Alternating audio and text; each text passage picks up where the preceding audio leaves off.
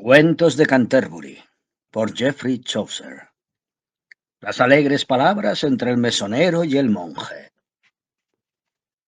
Cuando hube concluido el relato de Melibeo y la señora Prudencia y su bondad, el mesonero comentó: «Como que soy un hombre honrado y por los preciados huesos de San Mandrián, habría preferido que Godelieva, mi mujer, hubiera escuchado este cuento a beber enteramente mi barril de cerveza. Nunca se muestra paciente conmigo, como Prudencia con Melibeo. Por los huesos de Cristo, siempre que me dispongo a propinar una paliza a mis sirvientes, ella me trae un garrote y espeta: «Mata a todos estos perros, no les dejes un hueso sano». Si alguno de mis vecinos no se inclina reverente ante ella en la iglesia o tiene el descaro de empujarla, tan pronto como llegamos a casa me agita los puños y exclama: «Infeliz cobarde, venga, tu mujer, por el cuerpo de Cristo, dame tu puñal. Tú quédate con mi rueca y vete a hilar. De la mañana hasta la noche la cantinela es la misma. Desgraciada de mí, que me casé con un lechero o con un mono cobarde que se deja intimidar por cualquier tipo y que no se atreve a respaldar los derechos de su mujer». Esta es mi rutina diaria. A menos que opte por luchar, me debo escabullir rápidamente por la puerta. De otro modo, si muestro el menor indicio de tardanza o menos intrepidez que un león, estoy perdido. Por su culpa, algún día tendré que matar a algún vecino y tendré que huir. Soy peligroso empuñando la navaja, pero no me atrevo a enfrentarme a ella, pues sus brazos son fuertes, como bien saben sus contrincantes.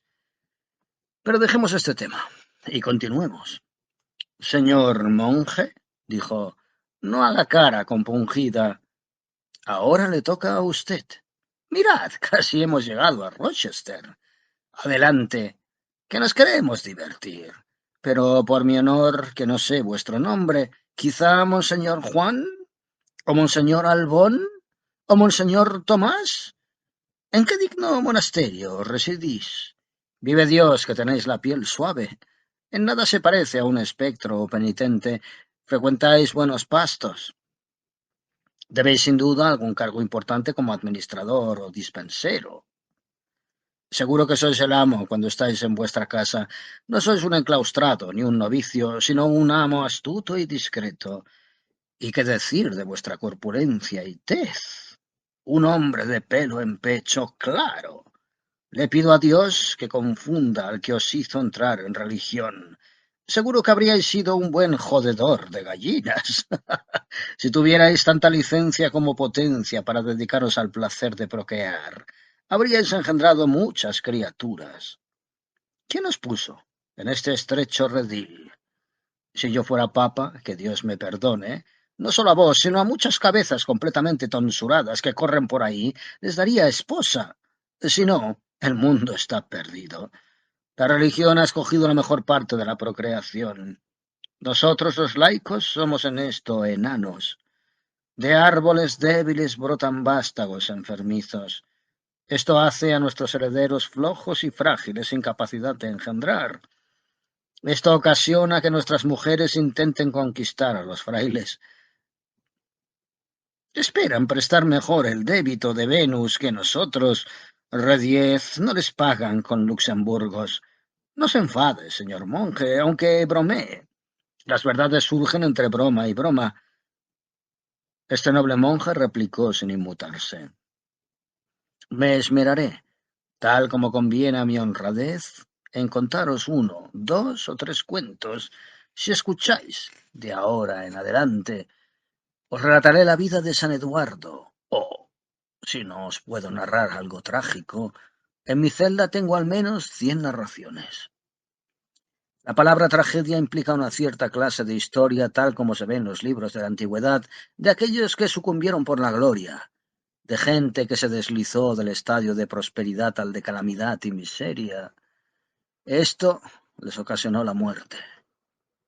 Estos cuentos aparecen versificados en hexámetros o versos de 6 pies.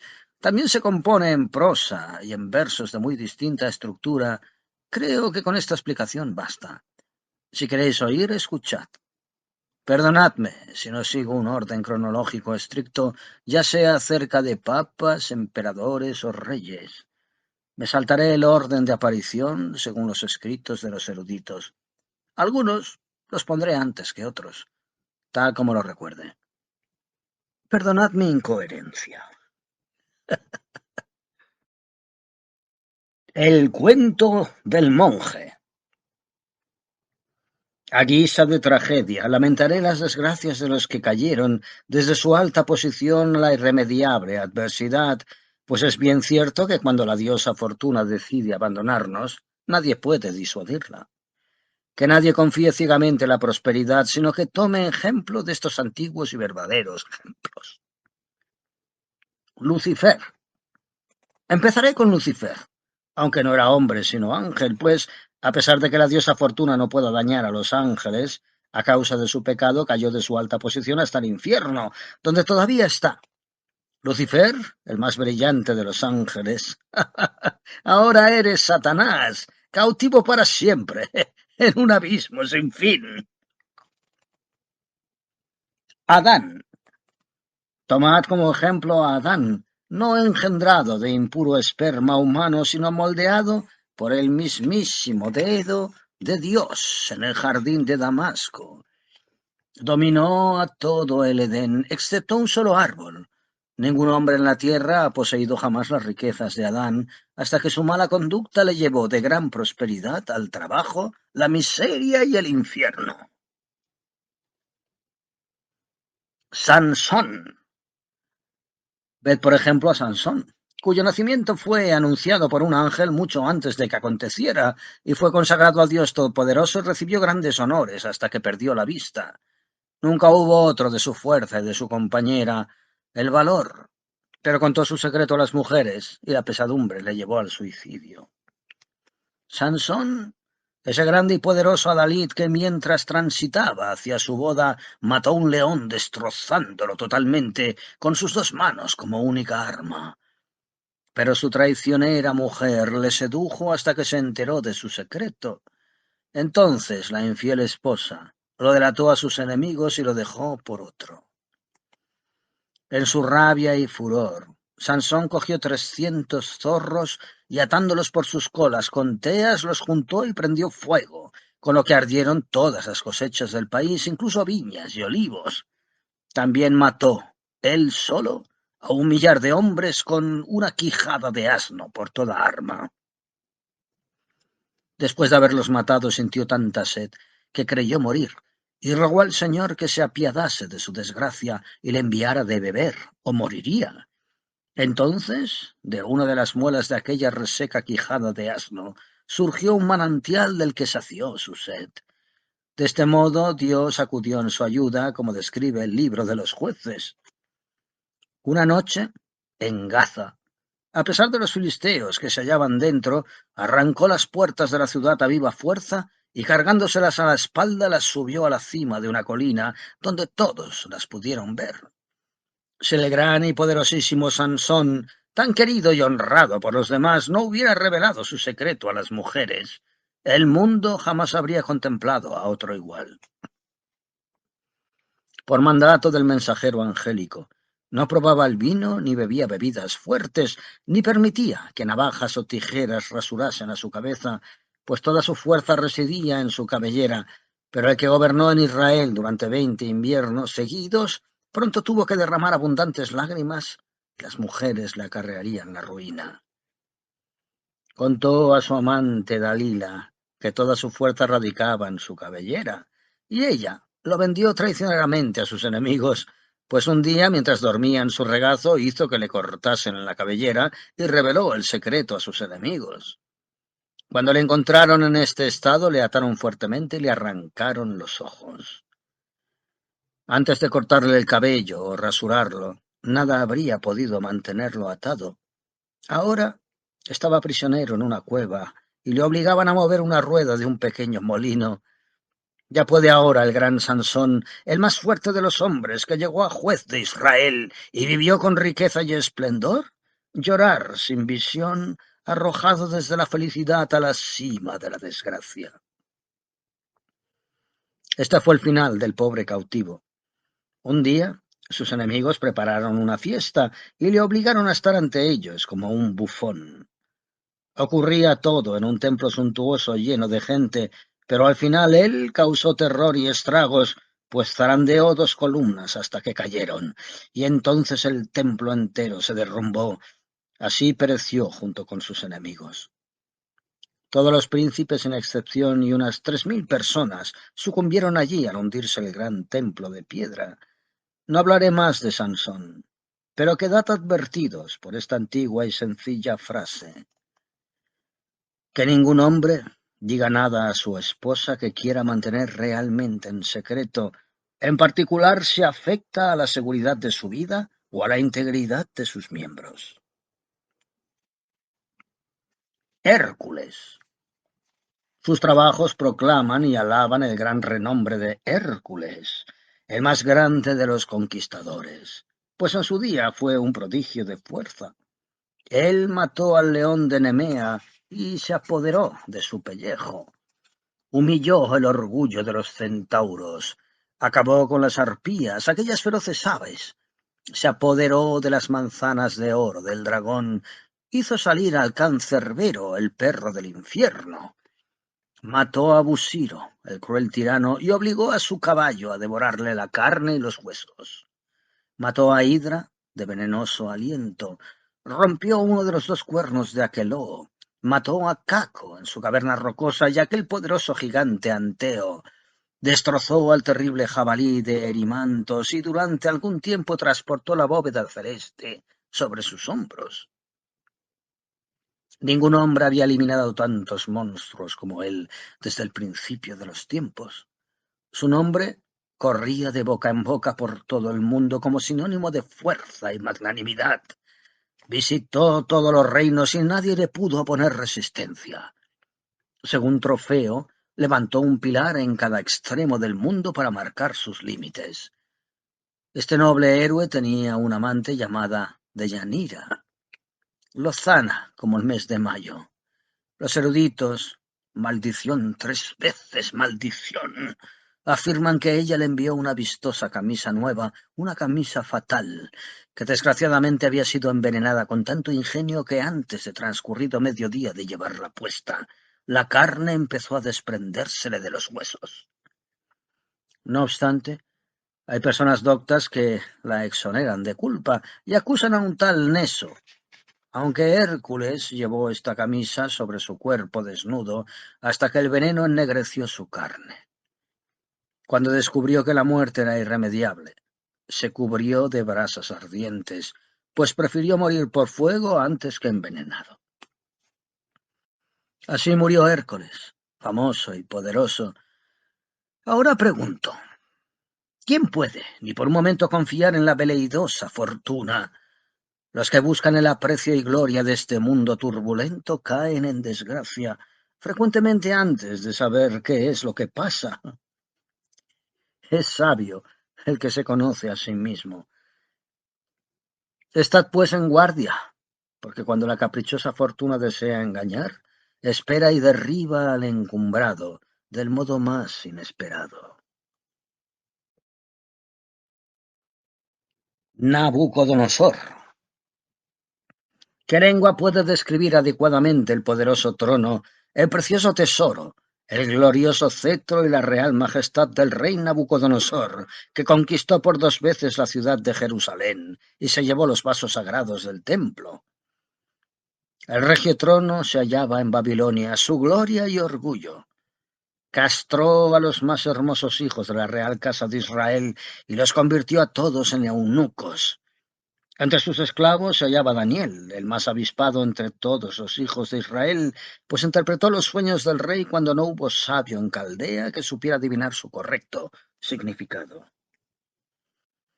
Este rey, vanidoso y sediento de gloria, encargó que le hicieran una estatua de oro de 60 codos de altura y 7 de ancho, y ordenó que jóvenes y viejos saludasen y reverenciasen esta imagen. Los que se negaran a obedecer serían quemados en un horno al rojo vivo. Pero ni Daniel ni sus 2 jóvenes compañeros quisieron acatar semejante orden. Orgulloso y encumbrado, este rey de reyes creyó que el Dios que está sentado en su gloria jamás le privaría de su elevada posición. Sin embargo, perdió repentinamente su cetro. Se convirtió en algo parecido a una bestia y anduvo por algún tiempo entre animales salvajes, comiendo heno como si fuera un buey y durmiendo al aire libre y bajo la lluvia.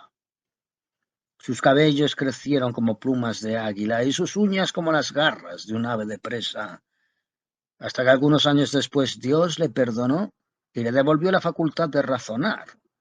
Entonces dio gracias a Dios mientras las lágrimas le resbalaban por el rostro. Durante el resto de su vida vivió en temor de pecar o transgredir.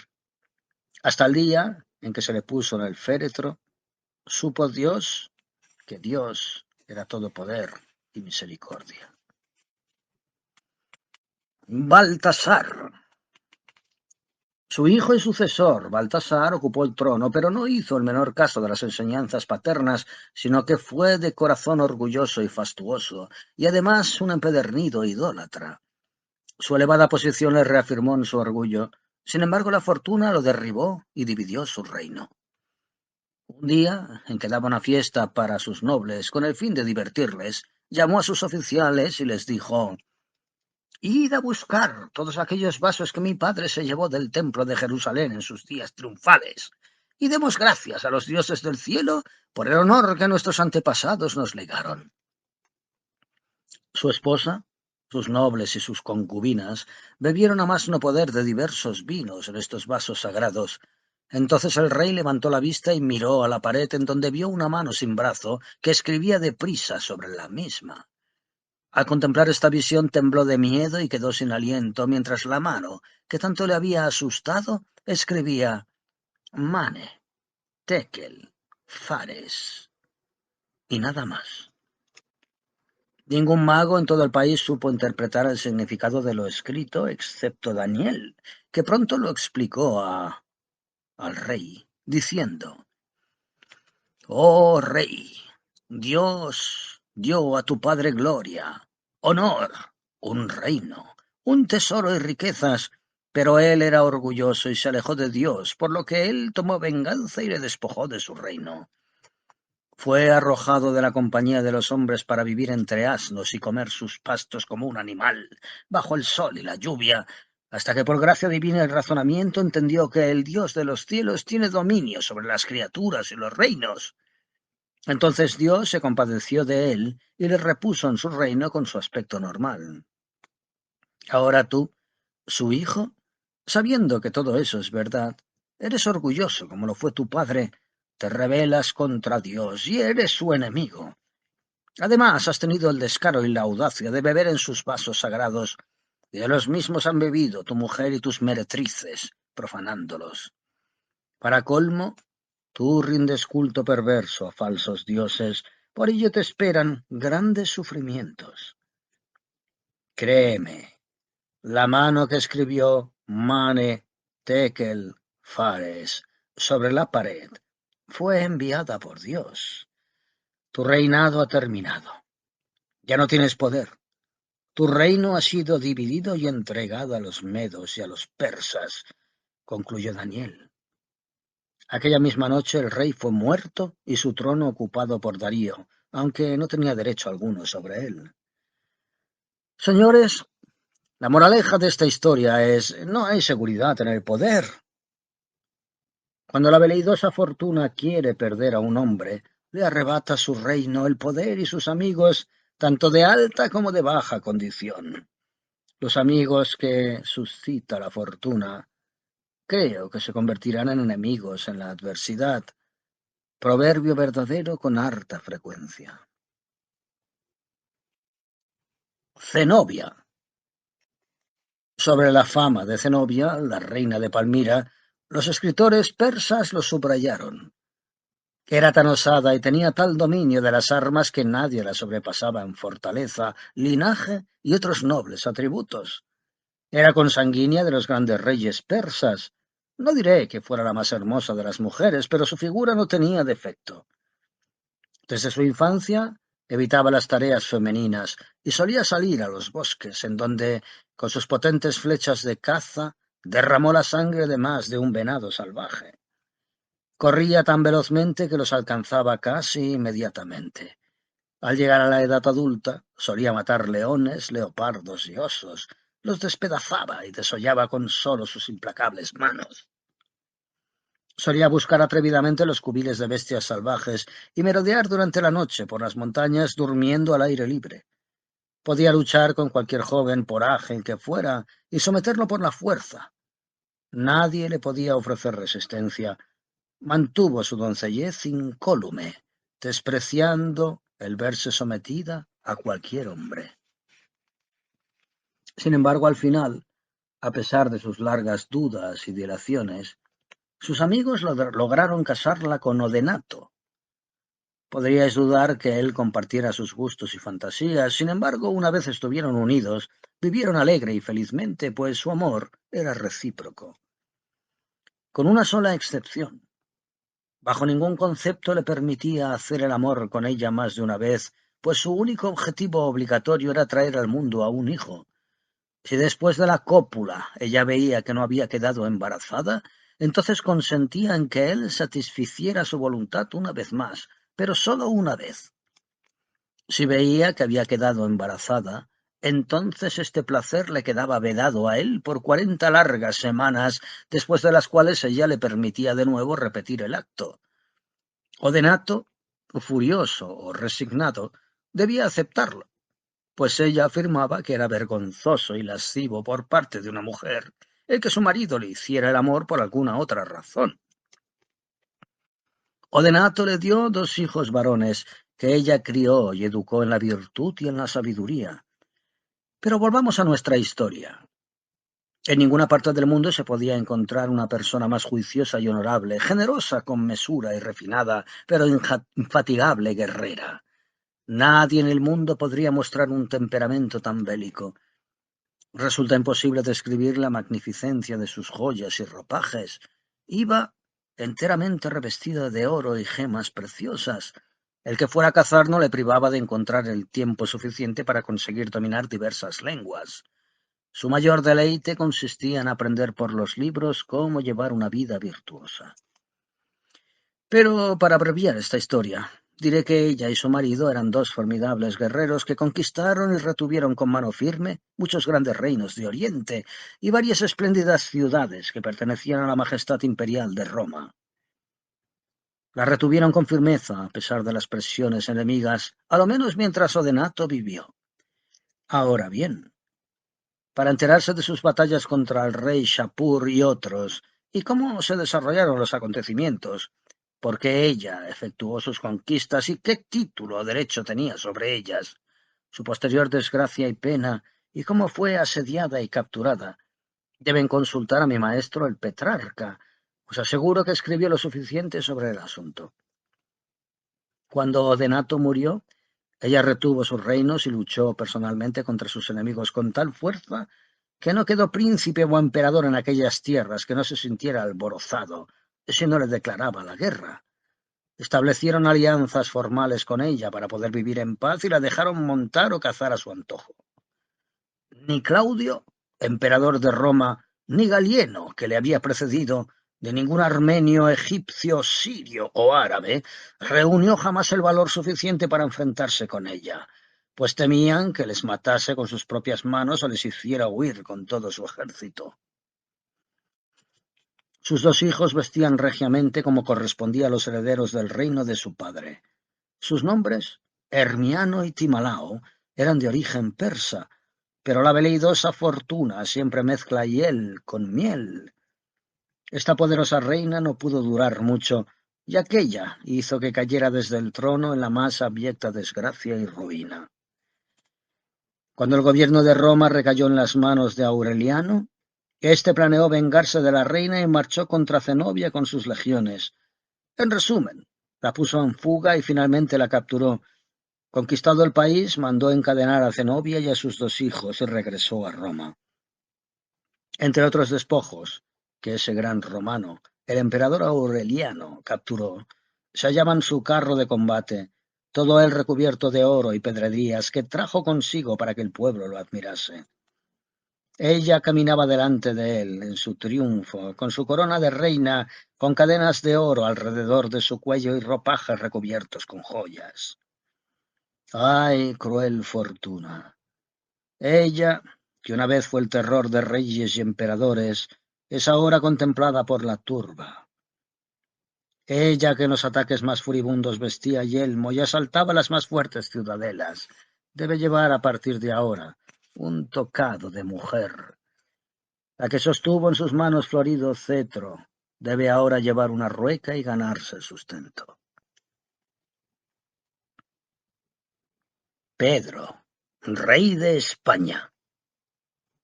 Noble y honorable Pedro, gloria de España, a quien la fortuna elevó en tan gran esplendor, tenemos todos los motivos de lamentar tu muerte desgraciada. Tu hermano te arrojó de tu propia patria. Más tarde, durante un asedio, fuiste engañado mediante una estratagema y conducido a una tienda en donde él mismo te asesinó y te sucedió en tu reino y tus bienes. ¿Quién ideó esta villanía sacrílega? El poseedor del blasón, un águila negra sobre campo de nieve, cogido en una ramita color vermellón como una brasa ardiendo.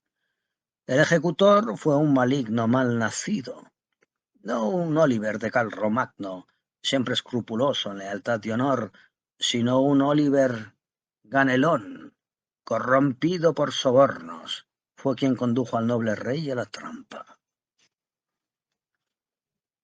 Pedro, rey de Chipre.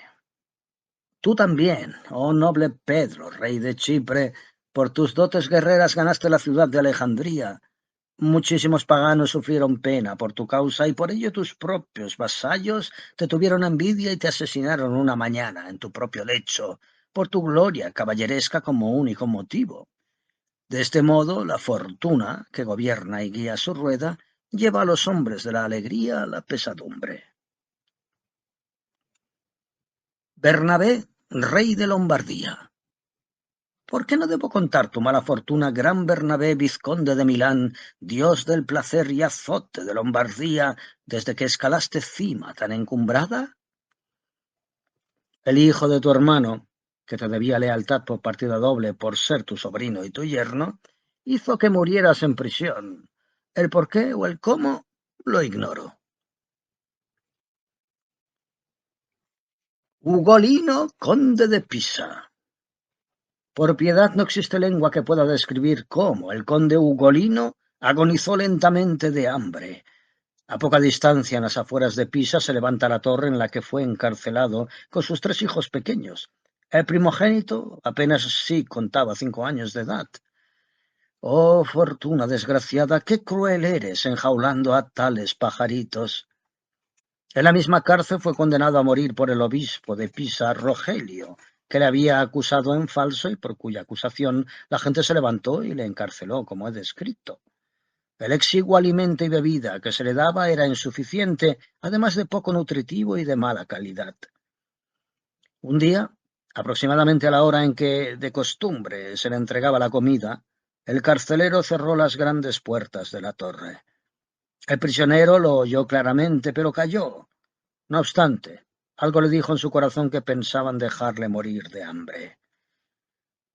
«¡Ay, por qué nací!», exclamó, y sus ojos se inundaron de lágrimas. Su hijo menor de 3 años de edad le preguntó: «Padre, ¿por qué estás llorando? ¿Cuándo traerá el carcelero nuestra comida? ¿No te queda ya pan? Tengo tanta hambre que no puedo dormir. Ojalá quisiera Dios que me durmiera para siempre, así no notaría el hambre que me roe la barriga. No hay nada que desee tanto como un mendrugo de pan». Así hablaba el niño día tras día, hasta que, acostándose en el regazo de su padre, le dijo: «Adiós, padre mío, me muero». Dio un beso a su padre y expiró. Cuando su padre, con el corazón destrozado, vio que había muerto, en su dolor se mordía los brazos y gritaba: «Oh, fortuna, te acuso de ser responsable de todas mis penas con tu rueda traicionera». Sus otros hijos, pensando que se mordía los brazos de hambre, en vez de mordérselos de pena, le dijeron: «Oh, padre, no hagas eso. Come antes de nuestra carne, la carne que tú nos diste, tómala y come». Estas fueron exactamente sus palabras. Un día o dos después se acostaron en el regazo de su padre y expiraron. El propio conde se desesperó y también pereció de hambre. Tal fue el fin del poderoso conde de Pisa, a quien la fortuna le privó de su elevada situación. Pero basta de esta trágica historia. El que desee una versión más extensa del relato debe leer El gran poeta de Italia, Dante, pues lo describe desde el principio al final sin omitir palabra. Nerón. Aunque Nerón era tan perverso como el peor diablo en el pozo más recóndito del infierno, tenía bajo su dominio el vasto mundo del este al oeste y del norte al sur, según nos cuenta Suetonio. Las joyas le apasionaban y sus ropajes estaban bordados de pies a cabeza, con rubíes, zafiros y perlas blancas. Ningún emperador vistió con mayor suntuosidad o fue más vanidoso y exigente. Una vez había llevado una túnica, no quería volverla a ver. Poseía numerosas redes de hilo de oro cuando deseaba pescar en el Tíber.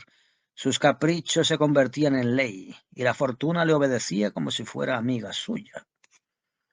Mandó incendiar Roma para disfrutar del panorama y matar a sus senadores para escuchar sus gritos y lamentos. Dio muerte a su hermano y se acostó con su hermana. Redujo a su madre a un estado lamentable, le desgarró el vientre para contemplar el lugar en que había sido concebido. ¡Ay! ¡Qué poco sentimiento tuvo para con su propia madre! Al verla, sus ojos no derramaron ni una lágrima, simplemente observó. Era una mujer hermosa. No deja de sorprender que pudiese juzgar la belleza de su madre muerta. Mandó que le trajeran una copa de vino que bebió en el acto, pero sin mostrar ninguna señal de pena. Cuando el poder es aliado de la crueldad, ¡ay!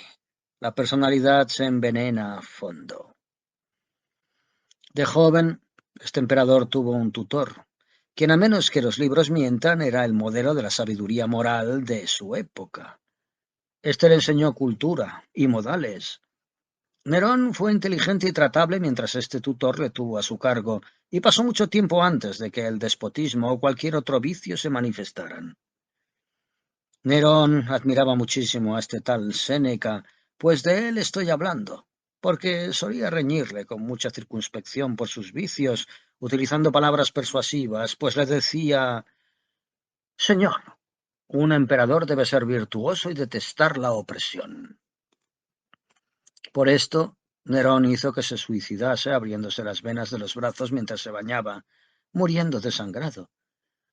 De joven, Nerón había sido acostumbrado a permanecer de pie ante su tutor, lo que más tarde le pareció como un insulto, y por ello le mandó que se suicidara. Sin embargo, Séneca eligió morir de esta manera en el baño antes que sufrir otras torturas. De esta forma Nerón asesinó a su querido tutor. Llegó el día en que la fortuna se cansó de proteger la enorme arrogancia de Nerón, y aunque era fuerte, ella lo era más aún. Por Dios, debo de estar loca, pensó, situar a un hombre tan hundido en los vicios en una posición tan elevada y dejar que le llamen emperador. Voy a derribarle de su trono precisamente cuando menos lo espere. Una noche, el pueblo se levantó contra el tirano. Al verlo, Nerón se escapó sigilosamente por las puertas del palacio. Iba solo y llamó a una puerta presumiblemente amiga, pero cuanto más gritaba y más fuerte aporreaba la puerta, tanto más deprisa ponían cerrojos los de dentro. Llegó un momento en que se dio cuenta de que se había equivocado. No atreviéndose a seguir llamando, se fue. Por todas partes el pueblo gritaba y vociferaba buscándolo, hasta que él con sus propios oídos les oyó chillar: «¿Dónde está Nerón, ese maldito tirano?».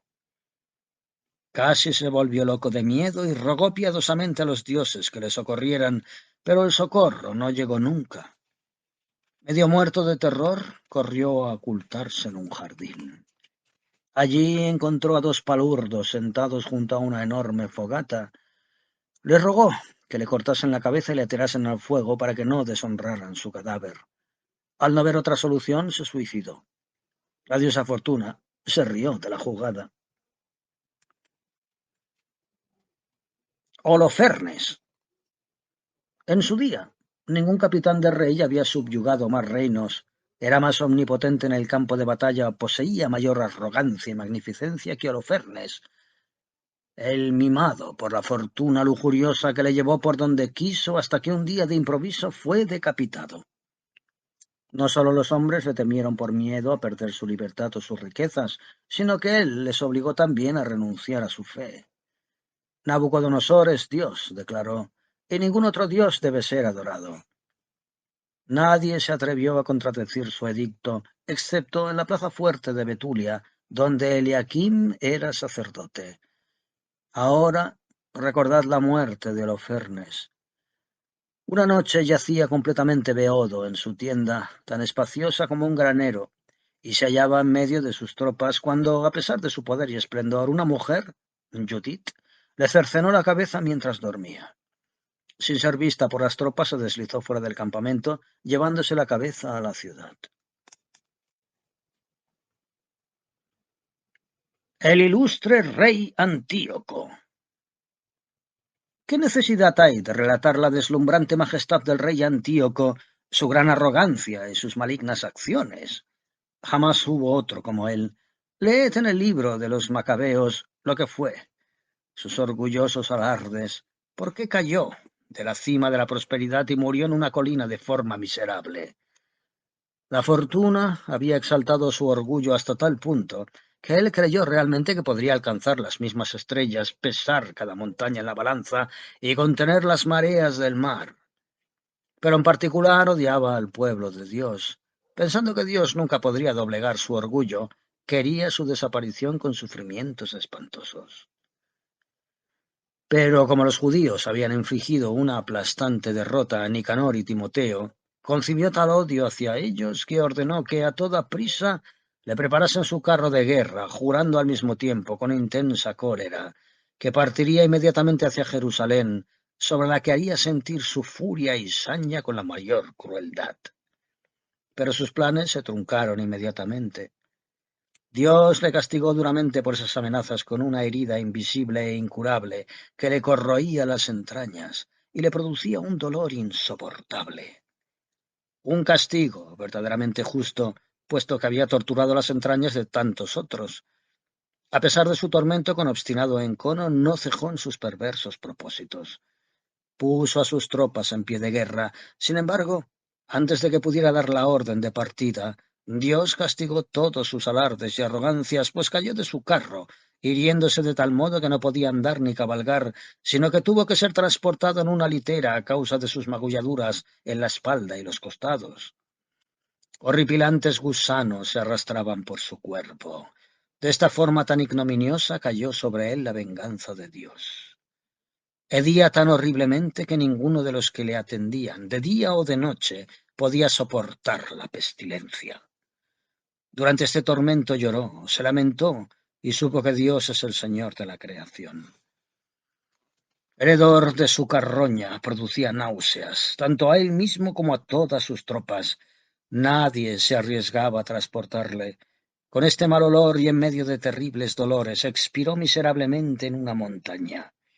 Así fue como el malvado asesino que tantas lágrimas y lamentos había producido recibió el castigo de su loca arrogancia. Alejandro Magno. La historia de Alejandro Magno es tan difundida que todas las personas con uso de razón conocen todas o alguna de sus hazañas. Conquistó todo el mundo por la fuerza, excepto cuando sus oponentes pidieron la paz gracias a sus formidables reputaciones. Dondequiera que fue, humilló el orgullo de hombres y bestias desde un extremo al otro de la tierra. No puede establecerse comparación entre él y los demás conquistadores. Todo el mundo tembló de terror ante él. Fue modelo de caballerosidad y magnanimidad, y la diosa Fortuna le nombró heredero de todas sus riquezas. Tan lleno estaba él de valor leonino, que nada salvo el vino y las mujeres podía frenar su ambición de grandes trabajos y grandes hechos de armas. ¿De qué serviría elogiarle nombrando a Darío y 100.000 otros reyes, príncipes, duques y condes valientes a los que venció y sometió?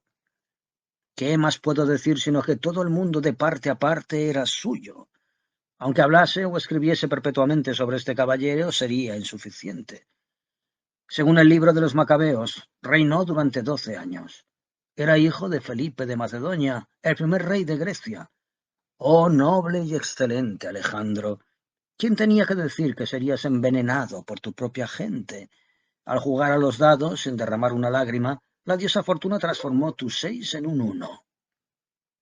¿Quién pondrá lágrimas en mis ojos para lamentar la muerte de este ser noble y generoso que gobernó el mundo entero como si fuera un reino y aún no lo consideró suficiente, tan lleno estaba de espíritu ambicioso? ¿Quién me ayudará a acusar a la traicionera Fortuna y a condenar al veneno, culpables ambos de tal infamia? Julio César. A base de sabiduría, valor y enormes esfuerzos, el conquistador Julio se elevó desde su humilde condición a la de rey, conquistando todo el occidente por tierra y por mar, por la diplomacia o por las armas, haciéndolo tributario de Roma, de la que más tarde se convirtió en emperador hasta que la fortuna le dio la espalda. En Tesalia, el gran César luchó contra su suegro Pompeyo, que tenía bajo su mando a toda la caballería de Oriente. Como gran caballero exterminó o hizo prisioneros a todos excepto los pocos que huyeron con Pompeyo. Esta hazaña maravilló al Oriente entero. Pudo dar gracias a la diosa Fortuna, que también se había portado con él. Dejadme que de momento me lamente por Pompeyo, el noble gobernante de Roma que huyó después de esta batalla. Uno de sus hombres, un vil traidor, le decapitó y se llevó la cabeza a Julio, confiando ganarse su favor. Desgraciado Pompeyo, conquistador de Oriente, qué triste fin te ha adjudicado la fortuna. Julio regresó nuevamente a Roma triunfante y coronado de laureles, pero con el tiempo Bruto Casio, que siempre había envidiado su gran eminencia, tejió en secreto una sutil conspiración contra Julio, como luego relataré, y eligió el lugar preciso en que debía ser apuñalado. Julio fue al Capitolio un día, como acostumbraba, y allí fue asaltado de repente por el traidor Bruto y otros secuaces que le apuñalaron con sus dagas, cubriéndole de heridas. Sin embargo, a menos que la historia se equivoque, solo se quejó de la primera puñalada o a lo sumo de la segunda.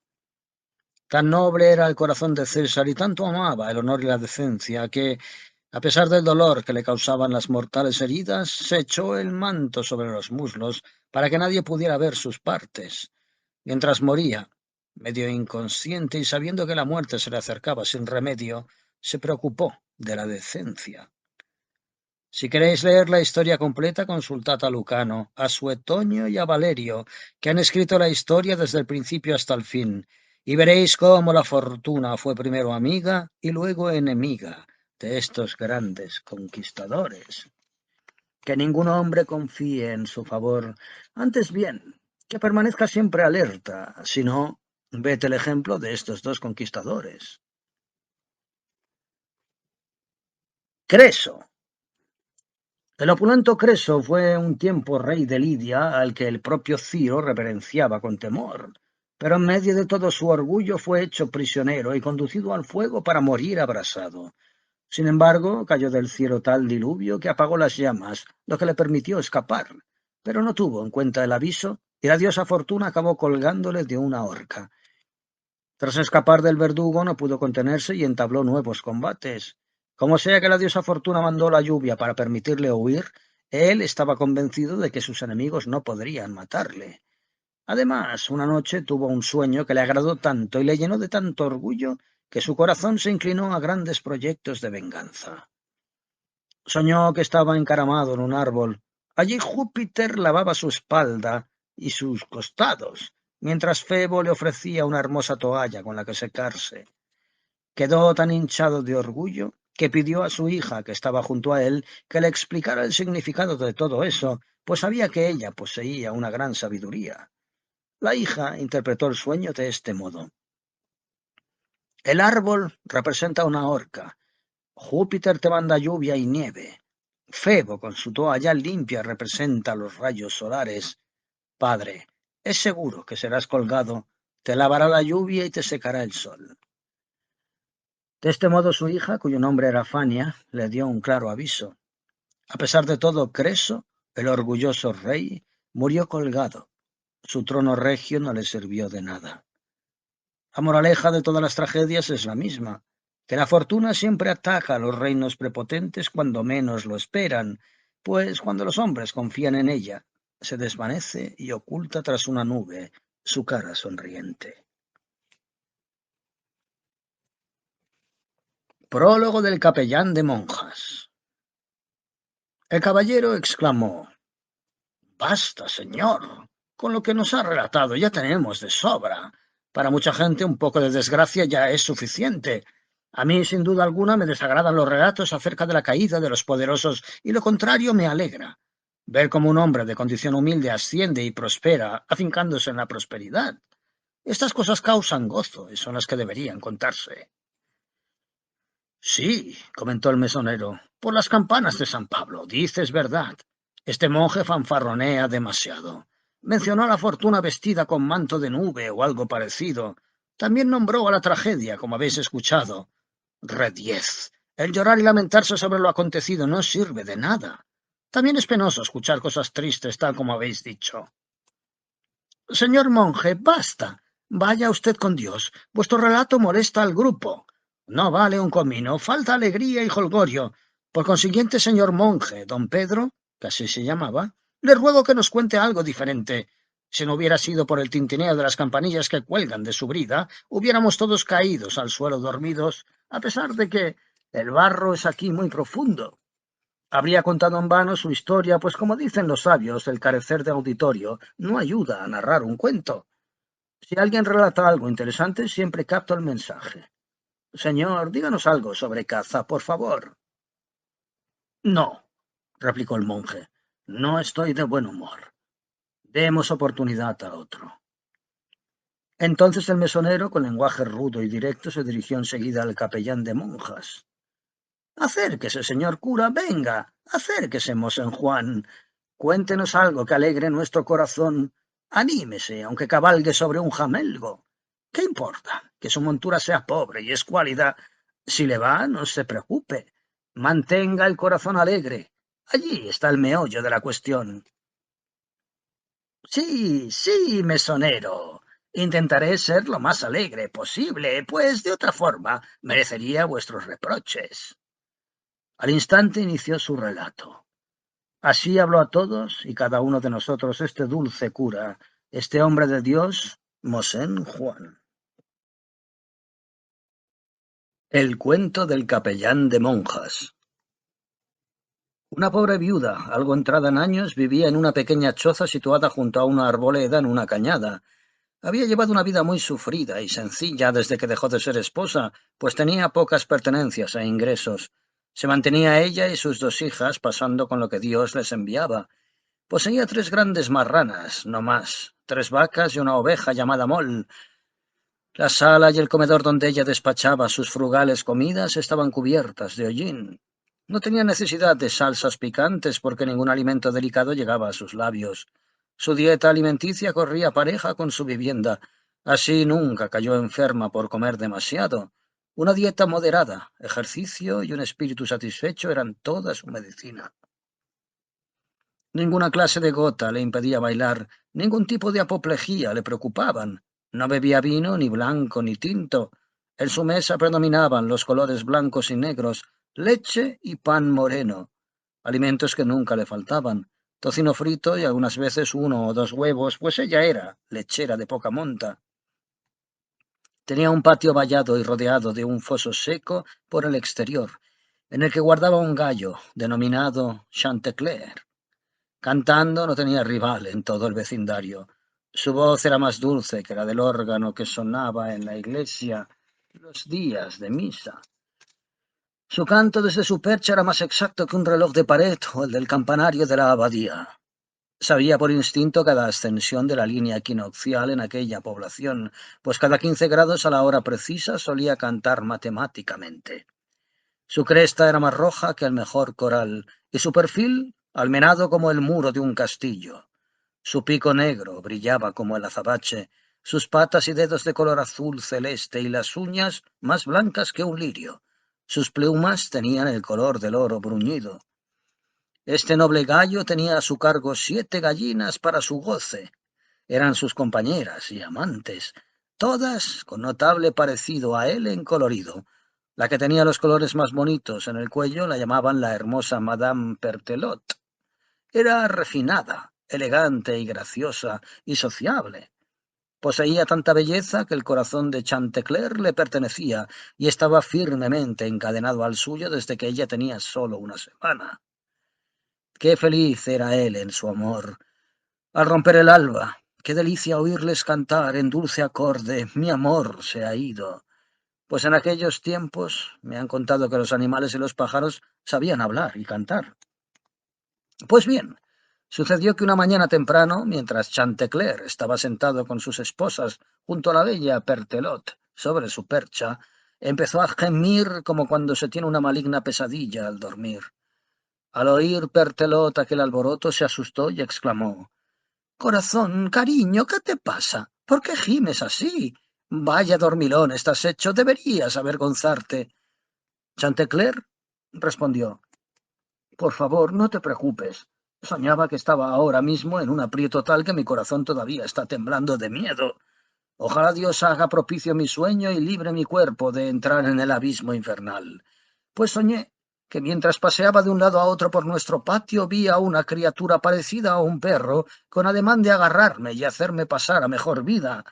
Tenía el color amarillo rojizo, pero la punta de la cola y la de las orejas eran negras, al revés que el resto de su pelo. Tenía un hocico estrecho y dos ojos de mirada penetrante. Todavía estoy medio muerto de miedo por su aspecto. No es extraño que gimiera». «Vamos, vamos», replicó ella, «¿no te da vergüenza, pusilánime? Por Dios, que está en los cielos, acabas de perder mi corazón y mi amor. Juro aquí mismo que no puedo amar a un cobarde, pues, digan lo que digan las mujeres, lo cierto es que todas deseamos, a ser posible, maridos valientes, sabios, generosos y merecedores de nuestra confianza. No queremos tacaños ni estúpidos, ni los que se asustan a la vista de un arma, tampoco los fanfarrones. Por el amor de Dios, ¿cómo tienes la desfachatez de decir a tu enamorada que hay algo que te da miedo? ¿Es que no posees corazón de hombre con esta barba que tienes? Ay de mí. ¿Es que te asustan los sueños? Dios sabe que los sueños no son más que estupideces. Los sueños son el resultado de excesos en el comer. Algunas veces los causan los vapores en el estómago y una mezcla de humores en superabundancia. Perdóname, pero estoy segura de que el sueño que tuviste anoche proviene del exceso de bilis roja en la sangre, que es la que hace que la gente tenga terribles pesadillas referentes a flechas rojas, lenguas de fuego, enormes bestias enfurecidas de color rojo, luchas y perros de todas las formas y tamaños. Exactamente lo mismo que el humor negro de la melancolía hace que muchos griten en sus pesadillas mientras duermen al sentir el temor de osos o toros negros, o de ser arrastrados por diablos negros también. Te podría contar otros humores que causan mucho trastorno a la gente mientras duerme, pero quiero terminar cuanto antes. Por cierto, ¿no fue Catón, aquel hombre tan sabio, el que dijo una vez: «No hagas caso de los sueños»? Ahora, señor, prosiguió ella, cuando bajes de los barrotes, tómate algún laxante, por favor. Por mi vida y mi alma, el mejor consejo que puedo darte es que te purgues de estos dos humores, rojo y negro. Esta es la verdad. Para ahorrar tiempo, como no hay boticario en la ciudad, te indicaré yo misma los tipos de hierba que te ayudarán a recuperar la salud. En nuestro propio patio encontraré las hierbas cuyas propiedades naturales te purgarán por arriba y por abajo. Pero por el amor de Dios, no te olvides. Tú tienes un temperamento muy colérico, por lo que procura que el sol del mediodía no te encuentre lleno de humores calientes, ya que si este es tu estado, apuestos espeniques a que agarras las fiebres terciarias o una calentura que te causará la muerte. Durante un par de días debes seguir una dieta ligera de gusanos antes de tomar laxantes. Adelfilla, centaura, palomina, el éboro, todas crecen aquí. Euforbio, o incluso bayas de arraclán, o la hierba hiedra de nuestro hermoso jardín. Pícalas aquí mismo donde crecen y cómetelas. Ánimo, marido, por el amor de Dios, no tengas miedo a esa pesadilla. Eso es todo. Señora, repuso el gallo, mil gracias por tu sapiencia. Sin embargo, por lo que se refiere a Catón, que tanto renombre tuvo por su ciencia, a pesar de que escribió que no debemos preocuparnos de los sueños, por Dios que encontrarás muchas opiniones contrarias en libros antiguos, escritos por hombres de mayor autoridad que él. Puedes muy bien creerme. Han demostrado perfectamente por experiencia que los sueños son augurios de las alegrías y penas que sufriremos en nuestra vida actual. No es preciso discutirlo. La experiencia aporta la prueba. Una de nuestras mayores autoridades nos cuenta esta historia. Un día, dos amigos emprendieron un piadoso peregrinaje y sucedió que llegaron a una ciudad en la que había tal acumulación de gente y tanta escasez de alojamiento que no pudieron encontrar ni una choza en la que alojarse juntos, por lo que necesariamente tuvieron que separarse por aquella noche, yendo cada uno a su posada y aceptando el albergue que se les ofrecía. Uno de ellos fue hospedado en un establo de bueyes de labranza alejado, al fondo de un patio.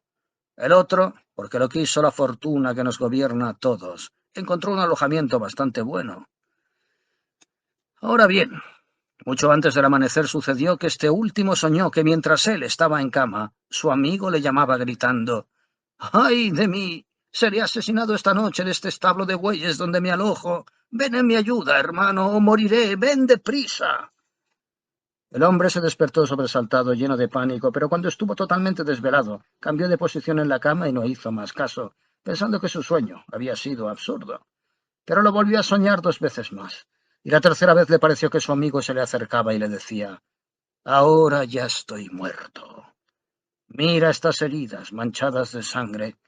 Levántate temprano por la mañana y en la puerta occidental de la ciudad verás un carro lleno de estiércol en que secretamente han ocultado mi cadáver. No lo dudes. Detén aquel carro. Si quieres saber la verdad, fui asesinado por mi oro». Y con el rostro lívido y miradas lastimeras, le dio todos los detalles de su asesinato. Te lo aseguro. El hombre pudo comprobar que su sueño era absolutamente cierto, pues a la mañana siguiente, tan pronto se hizo de día, se encaminó a la posada de su amigo. Cuando llegó al establo de los bueyes empezó a llamarle a gritos, pero el posadero le dijo: «Su amigo se ha ido, señor. Salió de la ciudad al romper el día».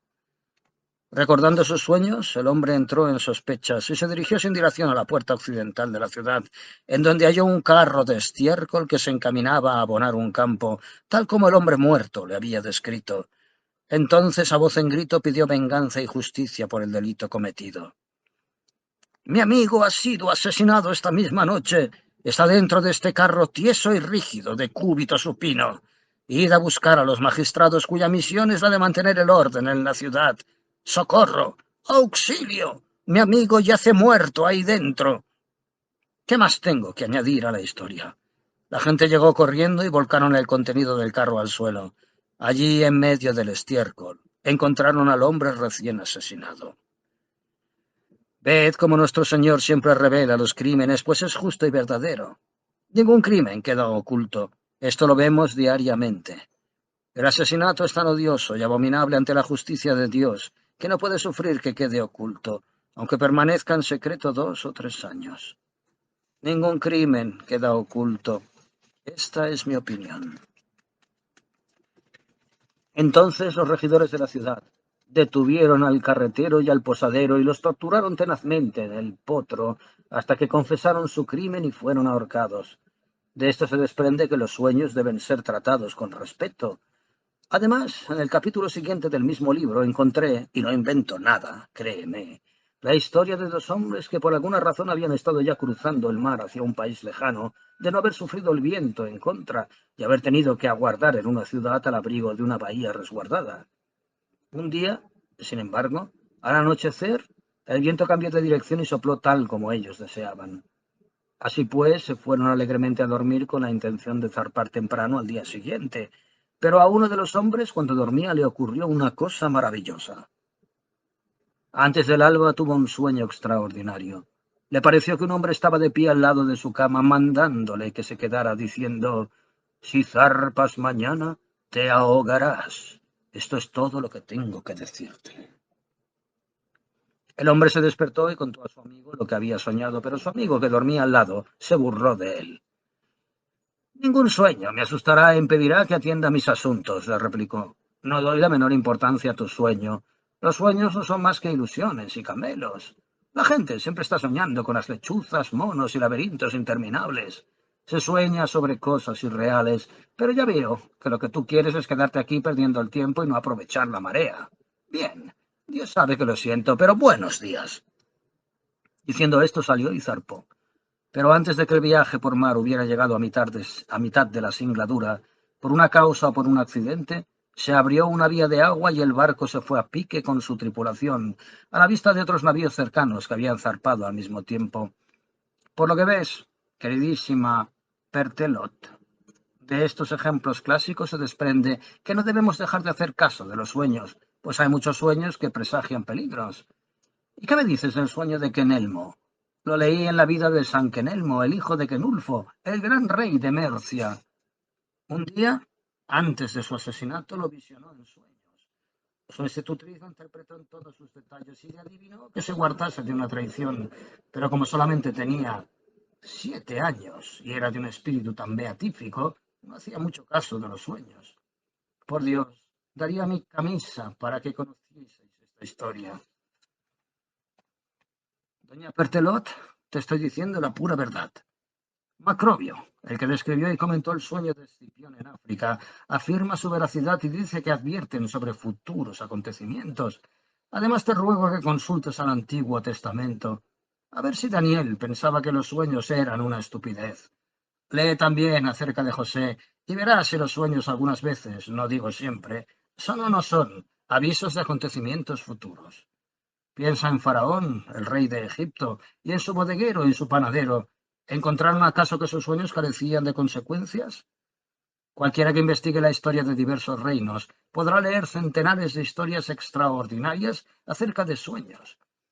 Por ejemplo, ¿qué te parece lo de Creso, el rey de Lidia? ¿No soñó que estaba sentado en un árbol, lo que significaba que sería ahorcado? Luego está también Andrómaca, la esposa de Héctor. La misma noche antes de que Héctor perdiera la vida, soñó que él perecería si iba a combatir aquel día. Ella se lo advirtió, pero fue inútil. Él se fue a luchar sin hacer caso y Aquiles lo mató. Pero esta es una historia demasiado larga para contarla ahora. Ya es casi de madrugada. Tengo que apresurarme para abreviar y terminar. Déjame decirte solo esto. Ese sueño indica peligro para mí y añadiré que no voy a asomar ningún laxante. Son venenosos. Lo sé muy bien, por experiencia. Al diablo con ellos. No los aguanto. Ahora dejemos este asunto y hablemos de otros más agradables. Doña Pertelot, te aseguro que en una cosa Dios se ha sido bondadoso conmigo. Siempre que veo el encanto de tu rostro y estos círculos escarlatas que te rodean los ojos, todos mis temores desaparecen.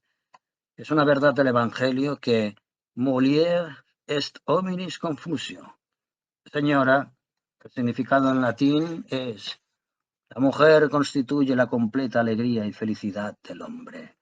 Pues como te decía, cuando por la noche noto tu blando costado junto al mío, qué lástima que nuestra percha sea tan estrecha que no pueda montarte. Me siento tan lleno de alegría y estoy tan contento que desafío todos los sueños y visiones. Diciendo esto, bajó volando de la percha, pues ya era de día, y todas las gallinas tras él.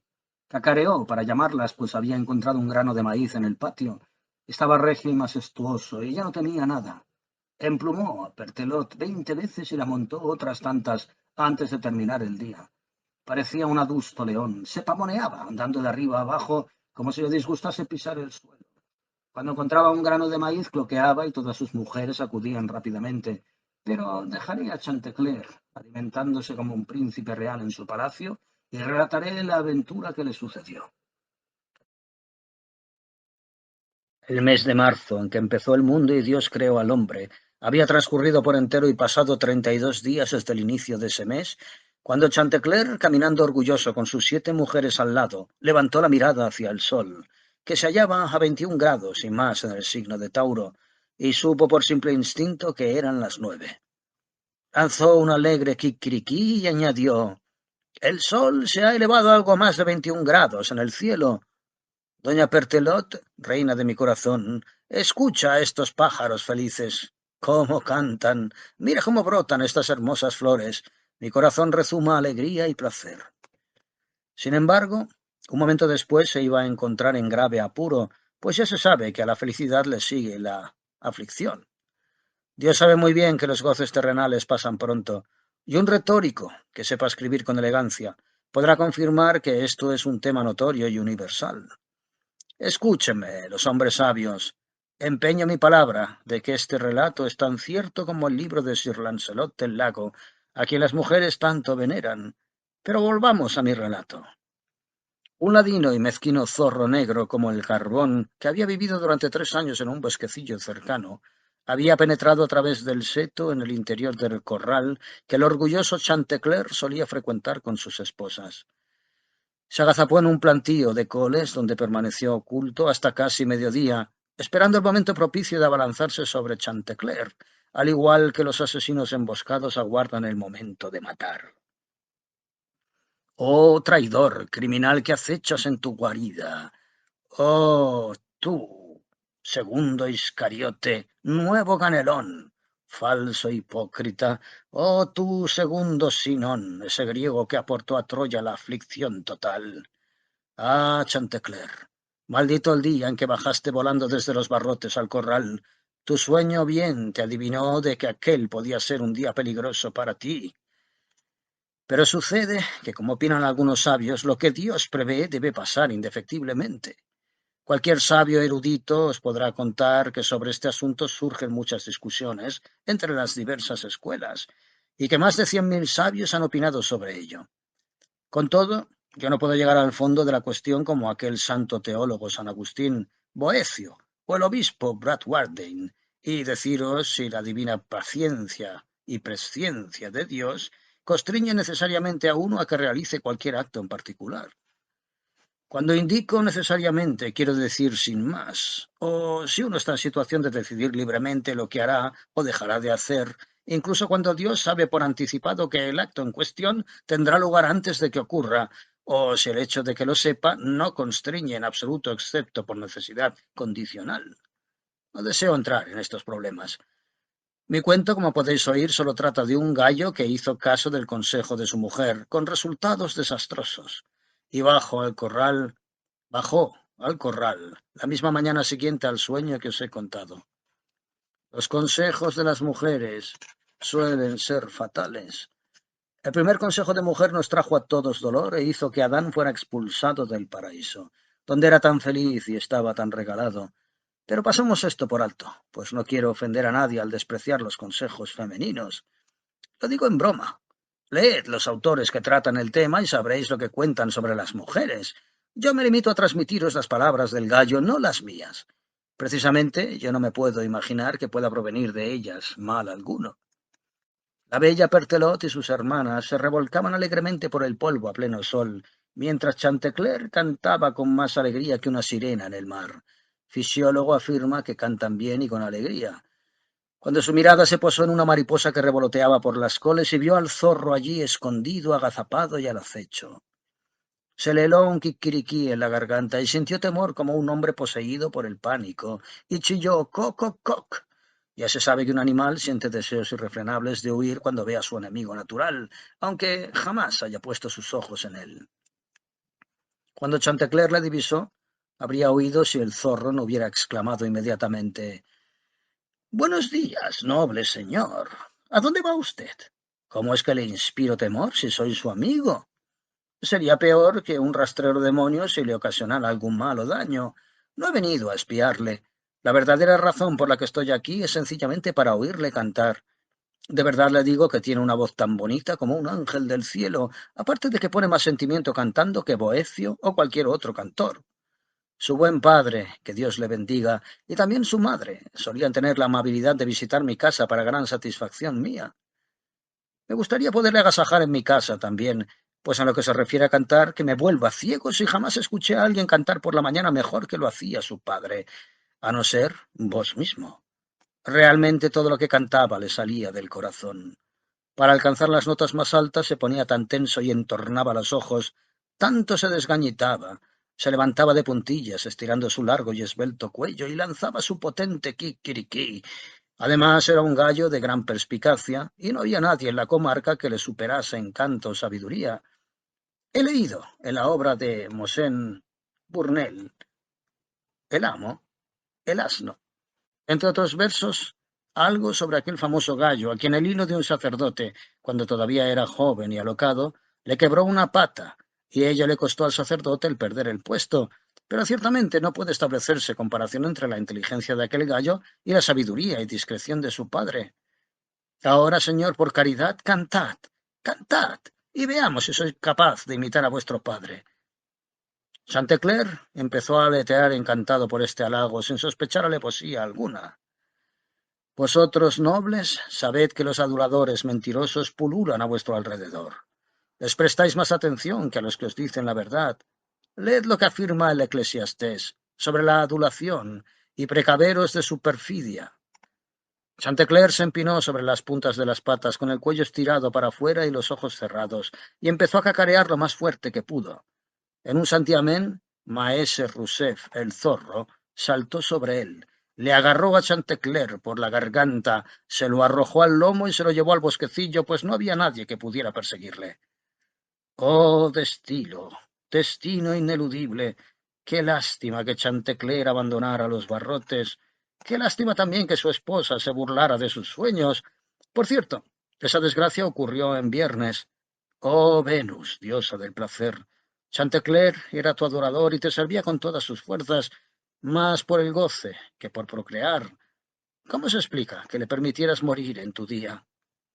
Oh, querido y excelso maestro Godofredo, que tan emotivamente lamentaste la muerte del noble rey Ricardo cuando pereció de un flechazo. Ojalá tuviera yo tu arte y tu maestría para quejarme amargamente del viernes, como tú lo hiciste, pues fue precisamente en viernes cuando ese rey murió. Ahora os mostraré cómo puedo componer una elegía sobre la angustia y el terror de Chantecler. A buen seguro que las damas troyanas no profirieron tal grito de lamentación cuando, como cuenta la Eneida, cayó Ilión y Pirro con su terrible espada desenvainada, agarró al rey Príamo por la barba y le mató como el que lanzaron aquellas gallinas en el corral al ver cómo se llevaban a Chantecler. Ahora bien, doña Pertelot vociferó mucho más que la esposa de Asdrúbal cuando murió su esposo. Los romanos incendiaron Cartago y ella, llena de frenética angustia, se arrojó voluntariamente a las llamas para encontrar la muerte sin pestañear. Aquellas desconsoladas gallinas gritaron igual que las esposas de los senadores cuando Nerón mandó incendiar la ciudad de Roma y mató a sus inocentes esposos. Ahora permitidme que vuelva a mi historia. La pobre viuda, al oír chillar y lamentarse a las gallinas, salió corriendo de la casa con sus dos hijas a tiempo de ver al zorro huir al bosque, llevándose al gallo cargado sobre sus lomos. Gritaron: ¡Socorro! ¡Socorro! ¡Detengan al asesino! ¡Un zorro! ¡Un zorro! Gritaron y corrieron detrás de él, seguidos de una multitud de hombres provistos de porras. Todos llegaron corriendo.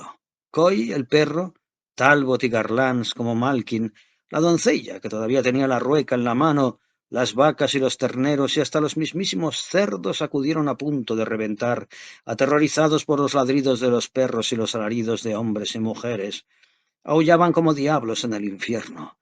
Los patos graznaron como si estuviesen a punto de degollarlos. Los gansos levantaron el vuelo hacia los árboles, llenos de pánico, e incluso las abejas salieron zumbando de sus colmenas. Os digo que Jack Straw y su turba, cuando salieron a linchar flamencos, jamás montaron un guirigay tan horrendo y ensordecedor como aquel día persiguiendo al zorro. Llevaban trompetas de latón, madera, hasta y hueso, y soplaron, zumbaron y sonaron hasta que pareció que el cielo iba a derrumbarse. Ahora, querido grupo, ved cómo la fortuna invierte el éxito momentáneo de sus enemigos.